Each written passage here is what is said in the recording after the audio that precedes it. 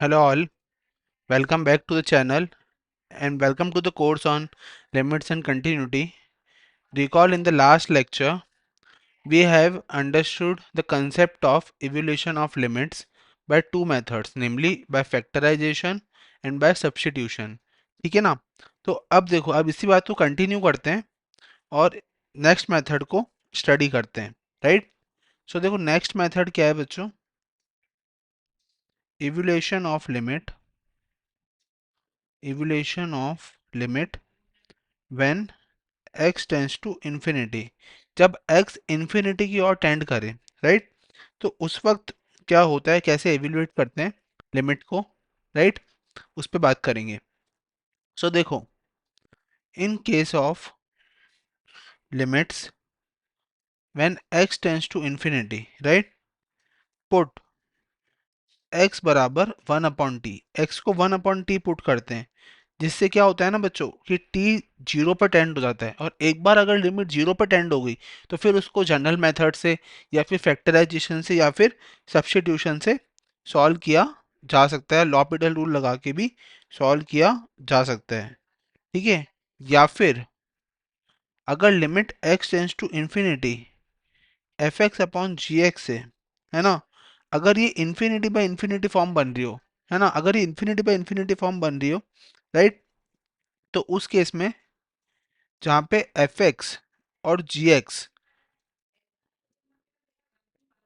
ये algebraic function है, right, ये एल्जेब्रिक फंक्शन है, देन अपन क्या करते हैं, न्यूमरेटर और डिनोमिनेटर इन दोनों टर्म्स को डिवाइड करते हैं। किससे डिवाइड करते हैं बच्चों?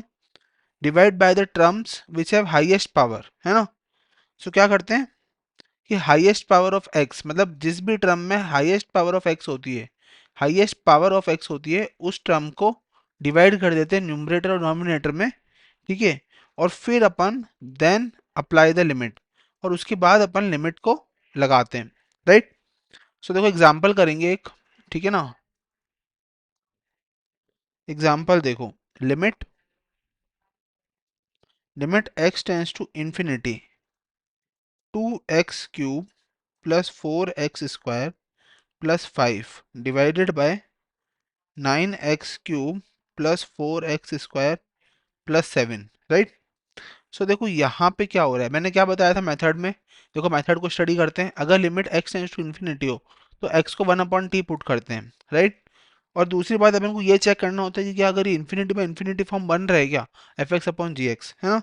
सो देखो यहाँ पे ये ऐसा ही कुछ हो रहा है कि अगर मैं limit x tends to infinity लगाता हूँ, है ना, 2x³ plus 4x² plus 5 divided by 4x³ sorry 9x³ plus 4x² plus 7, तो देखो ये फॉर्म जो है ना, वो इन्फिनिटी बाय इन्फिनिटी फॉर्म बन रहा है, राइट। तो अपन क्या करेंगे ना, डिवाइड करेंगे न्यूमरेटर और डिनोमिनेटर को, है ना, बाय x³। x³ से क्यों, हाईएस्ट पावर क्या दिख रही है बच्चों यहाँ पे, x की, x³, है ना। तो देखो यहाँ से जब डिवाइड करेंगे तो ये आएगा 2 plus 4/x plus 5/x³ upon, यहाँ पे ये लिमिट ऐसे कैसे चल रही है, right, 9 plus 4/x plus 7/x³। देखो जैसे ही अपन ने डिवाइड करा ना बच्चों, डिवाइड करते ही अपने को क्या पता पड़ा, अपन ने जस्ट ये देख लिया कि जो भी टर्म अपॉन में एक्स है वो टर्म डायरेक्टली जैसे लिमिट इन्फिनिटी जाएगी वो टर्म जीरो हो जाएगी। तो बची हुई टर्म क्या आ जाएगी बच्चों, 2/9। तो 2/9 is the final answer, right. 2/9 is the answer, right. अब देखो नेक्स्ट एग्जाम्पल, देखो नेक्स्ट एग्जाम्पल क्या है, find limit x tends to infinity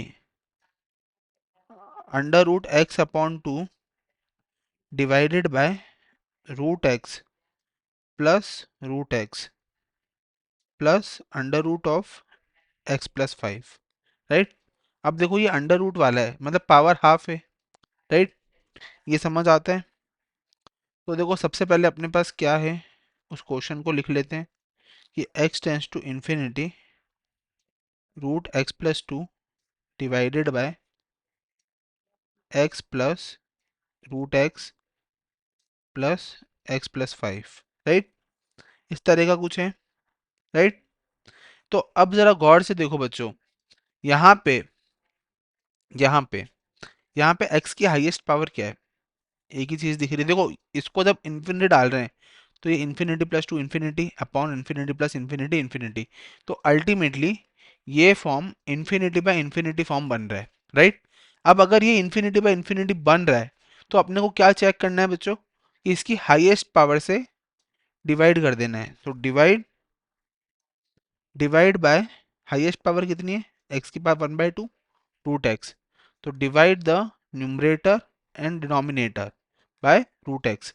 तो देखो जैसे ही मैंने डिवाइड करूंगा तो ये आएगा क्या बच्चों, ultimately limit X tends to infinity under root 1 plus 2 upon X, right, upon under root 1 plus under root 1 upon X plus under root 1 plus 5 by X, right.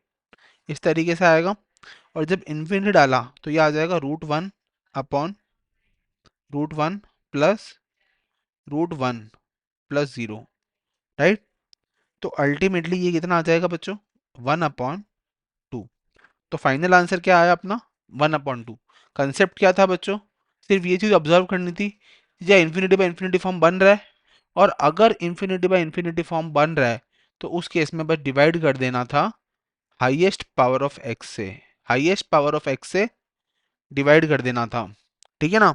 तो उससे अपना आंसर निकल जाता, राइट। अब एक और क्वेश्चन करेंगे, ये थोड़ा सा अच्छा क्वेश्चन है मैं बोलूंगा, ठीक है। सो देखो क्वेश्चन क्या है, find limit x tends to infinity x4 sine 1/x minus x³ divided by 1 - mod x का क्यूब, राइट। देखो ये फंक्शन है, ठीक है ना, लिमिट पे। तो देखो इसको सॉल्व करने का क्या तरीका रहने वाला है,